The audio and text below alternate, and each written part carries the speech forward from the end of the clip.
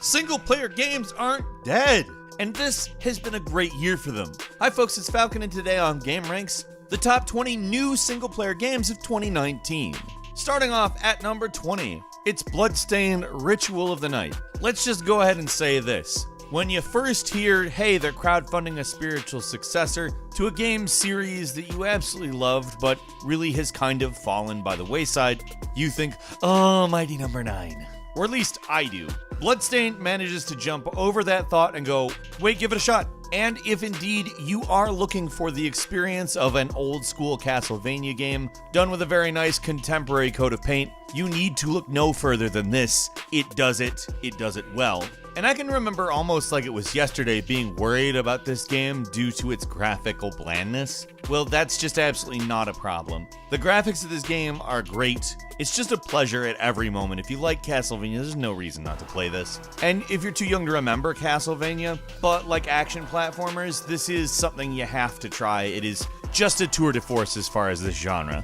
Moving on to number 19, Greedfall is a third-person RPG. It's about colonizing an island that is, let's say, mystical. It's a fantasy setting that actually comes off very different than most fantasy settings. And although the game carries a few minor flaws, it's definitely bold. It's trying something a little bit different in that it's portraying colonialism and kind of making you empathize with a lot of different groups of people, while not being the most annoying thing on the planet. And I'm not going to say that this is a Game of the Year contender or anything like that, but it's also a really refreshing title that gives you a different setting, a different premise, and forces you into a bunch of actually genuinely tough decisions that really make for an interesting experience.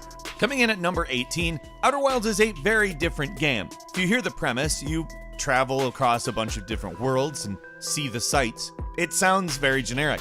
Everyone's tried to make No Man's Sky at this point, but that's not what this is. This is a narrative-based game that does almost nothing to hold your hand, as you have to put together a lore-based puzzle to figure out how to get out of a time loop. It is a delightful experience, albeit sometimes it is a frustrating one as, again, like I said, there is no hand-holding. It's both liberating and sometimes frustrating at the same time. However, it's always rewarding when you make progress. And that's basically how this kind of game should be. Outer Wilds is phenomenal. I love the hell out of it. Moving on to 17, A Plague Tale: Innocence is a game that will take you for surprise. Basically, whatever you're expecting out of it, kind of toss out. I would say it's not really explicitly anything, but very brisk and very good at eliciting emotions, particularly fear. The general idea is you're basically trying to protect a kid during a plague. The plague is symbolized by rats that sometimes explode out of the ground. I mean, I said it was over the top and I meant it. But what's weird is it manages to never break immersion. This is an incredibly immersive game, not just because it's gorgeous, but because the gameplay is simple but not too simple, and basically keeps you on a track that is always doing something interesting. A Plague Tale: Innocence is basically the entire argument for linear games, and if you're interested in that, play it, period. It's wonderful. At number 16, Kingdom Hearts 3, and of course you know why this is one of the best, it's Kingdom Hearts. As far as third-person action goes, it is one of the standard bearers of any console generation that has managed to grace, and concludes our saga for us, for the most part, with more wild trekking through Disney and Square Enix stuff. Now, if you're thinking the story is going to neatly and easily wrap itself up, no, it's still quite complicated, but who cares? It's Kingdom Hearts. Kingdom Hearts plays so well. It is such a fluid and enjoyable game. There's no reason not to play Kingdom Hearts 3. Moving on to number 15, The Outer Worlds is a game that, now that we've seen a lot more of, really seems like something that's going to be special. The most obvious influence it takes is, of course, Fallout, as Obsidian developed the beloved Fallout New Vegas, and it very much takes a lot of cues out of there. However, you'll also see a lot of cues that will remind you of BioShock. The vending machines, for instance, gave me instant Circus of Values vibes, and the very capitalist, business-critical vibe of basically everything is right in line with Rapture. However, it's obviously much larger than Rapture, and obviously not as big as Fallout 4. In a lot of ways, honestly, this is kind of what I had hoped for out of Mass Effect Andromeda, except in first person. Everything I've seen of this game just oozes personality, and that's exactly what I want from it, so I'm really stoked for The Outer Worlds. I will be playing it on October 25th when it comes out. And at 14, The Surge 2. This game is going to be hitting us September 24th, and it looks to build on everything that made The Surge great, except the intent is to make the environments much bigger and add a level of verticality. At least that's what the developers have said, and truthfully, it sounds like a logical progression for what they're doing. Obviously, the game is a Soulsborne-like, but it's the deviations that really make The Surge special, and it sounds like the intention is to deviate a little bit further while retaining the same kinds of gameplay that made us like The Surge so much. It's basically the technology Dark Souls or Bloodborne, maybe even leaning towards Bloodborne a little bit more. So if you like any of those games, particularly Bloodborne, and like technology, this is something to play. I'd recommend going through the first one first. It's got some flaws, but it's really fun, and I totally love the world it takes place in. Very much looking forward to Surge 2. Number 13 is Shenmue 3. This is a game a very long time in the making, and it's very cool to see it finally come to fruition. Now, it's also a game that I'm very confident that they've gotten right. To listen to the very humble Yu Suzuki talk about how he makes games suggests pretty specifically that he's gotten what he wanted to get out of this game. He's happy with it, he calls it several levels higher than he originally intended, and described it as a little bit faster than the older games to accommodate for modern audiences, but a little bit slower than most other games because, well, it's Shenmue.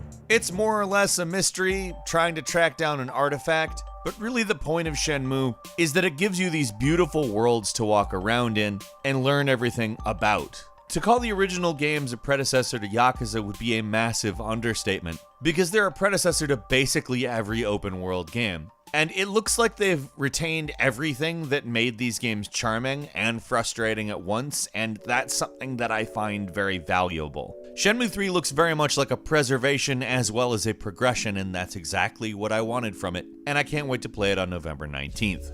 Moving on to 12, Pokemon Sword and Shield, the new Pokemon games. I mean, there's not a lot I need to say for you to understand this. These are the new Pokemon games. They're the first Nintendo Switch full-blown real Pokemon games. The serious ones, the ones that don't change anything about the base formula of Pokemon, like Let's Go Pikachu, which I'm not insulting at all. It's a fine example of a Pokemon game, it's just definitely different. This, other than our visuals and most likely some other elements, is a traditional Pokemon game. I'm there for a new traditional Pokemon game that looks like this. Number 11 is Days Gone. If you're familiar with zombie games, this is kinda like the mother of them all. It takes so many different concepts and merges them into one experience in a way that, unless you understand exactly how far we've come, almost might not feel like a big thing, but it is a big thing.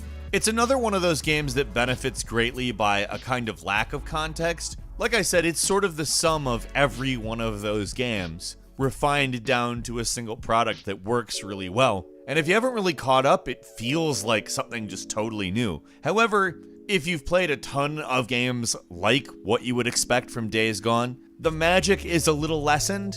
Still, amazing open world, incredibly fun horde fighting, and really just a lot of interesting concepts all in one package. And at 10, Judgment. Oh my god, Judgment. Judgment is a Yakuza game that's different in enough ways to justify its existence. It takes a different perspective, for instance, in that you're a private eye and you're trying to solve crimes rather than do them. But let's just be clear, that's not why the game matters. The game matters because it's yet another one of these games, and it's dynamite. They keep making games that take place in this tiny little area, and it never fails to give you something new and something enjoyable. This one in particular gives you a lot of new mechanics like drone flying, for instance, and god is it ever fun. Just play Judgment, period. Moving on to number 9, Doom Eternal will grace our TV screens and computer monitors in November, and if you played Doom 2016, I'm stoked. Is it a perfect one-to-one recreation of Doom? No. But as for what Doom would be now, it's great. It's fun. It's like a carnival ride that doubles as a shooting gallery, that triples as a fireworks show. Doom Eternal looks to be taking that formula up a notch in the same way that Doom 2 did with the original Doom. And there's a grappling hook shotgun. For me, that's all you need to mention. Right there. That's it. Grappling hook shotgun. I'm in. It's more and bigger Doom. What could you possibly not want that for? And at number 8, Star Wars Jedi Fallen Order, which is a game about a Jedi Padawan that has to try to stay alive after Revenge of the Sith when it's ordered that all Jedi are killed. That to me is an intriguing concept, but it's really a lot of first impressions that have sold me on this game. It's an EA game after all. However, it's being made by Respawn, and according to a lot of people who played it at E3, it actually feels right. I've seen comparisons to Uncharted as well as Dark Souls, and that's a nice range of products that I would like to see this kind of game take on in its influences. Visually, it's easy to be reminded of The Force Unleashed, however, it does have the weight to it, and I think that that's where the Dark Souls comparisons are coming from. I'm excited personally. It comes out in November, and in theory, it's got a ton of potential. I have high hopes, and I look forward very much to playing the game. Coming in at number 7, Fire Emblem Three Houses. Really just a fantastic strategic RPG that nails it in every possible way. It's a fairly different version of the story that you would expect from a Fire Emblem game, but it really nails the landing. It gives you everything that you would want out of Fire Emblem, as well as the kind of school story that you might not expect to see. I didn't expect this game to be a life sim, but I'm stoked that it is because it nails it in so many ways. It felt like a bigger, more grounded Persona in a lot of ways. Obviously with a very different setting and a tactical battle system as opposed to a traditional JRPG one. But, oh, it's good. Coming in at number 6, it's Devil May Cry 5. The real Devil May Cry sequel, according to some, and of course that matters. It is definitely a superior game to DMC Devil May Cry, but we don't even really need to make the comparison. It's just such a wonderful, complete package that gives you everything you could possibly want from the name Devil May Cry. It is, of course, on the next level as far as visuals go, being one of the more beautiful games to come out of Capcom, and they've been upping their game in recent years, to say the least. It's the true successor to the original franchise. Well, like I said, don't want to dump on DMC. It's a fun game. It's not the same thing, and this is the logical evolution of the original series. Number 5 is Astral Chain, an absolutely delightful new game from Platinum Games. I did the before you buy on this one, and it is just a lovely, wonderful, fun game. It is what you expect as a Platinum Games game. It does do a couple of control change-ups. The gimmick of the game is the Astral Chain itself. You're basically chained to a monster and can control it to some extent and use the chain as kind of a weapon of its own. Truthfully, it is a delight. The art direction, the music, the heavy anime influences, it is so much fun, and you need to play it if you like anything from Platinum Games, anything even close to that. Coming in at number 4 is Metro Exodus, a continuation of the previous series. This entry, of course, being a survival horror / stealth heavy version of a first-person shooter. There's, of course, a lot of crafting, and with that comes the implementation of some sandbox stuff. Metro Exodus gives us somewhat of a combination between large-scale open areas and smaller, more linear areas. They give a nice, varied experience that's actually a lot smoother than it probably sounds. It's also exciting. It really does a good job of setting the mood of a nuclear winter, and the story plays out over an in-game year. It's exciting, it's fun, and it's unique. It's its own thing. Moving on to 3, Sekiro Shadows Die Twice. The latest Souls-like from Software, the Soulsborne, Dark Souls, Bloodborne creators. I don't know how I could say souls are born more in this sentence. I'm actively trying to, though. Sekiro has this interesting thing where a lot of reviewers said it resembles a rhythm game in some aspects, however, without the music. I actually think this is a decently accurate statement. However, what really needs to be said for people unfamiliar, this is a hard game with very smooth, fluid combat that requires some strategy, and at the same time is just this beautiful, massive world that you can use a grappling hook to get around in. It's good, it's beautiful. I don't know how you could like Dark Souls and Bloodborne and all of these types of games and not love this one. This is just a phenomenal entry in that From Software genre. Coming in at number 2, Death Stranding, which we finally kinda understand. I'm sure it's gonna confuse us in multiple ways, but at least we somewhat understand the plot now. Not that it matters, it's a Hideo Kojima game, and that's more than enough for me. But it's cool to see that it's about a sort of World of the Dead / World of the Living alternating gameplay element that will also serve as the main function for the story. I think it looks like a really fun game. It's very weird, but I'm ready for that. In a lot of ways, it reminds me of Metal Gear. I don't know that he's going to give us some sort of massive curveball as far as mechanics, but I'm so here for this, even if it bucks any expectations we have.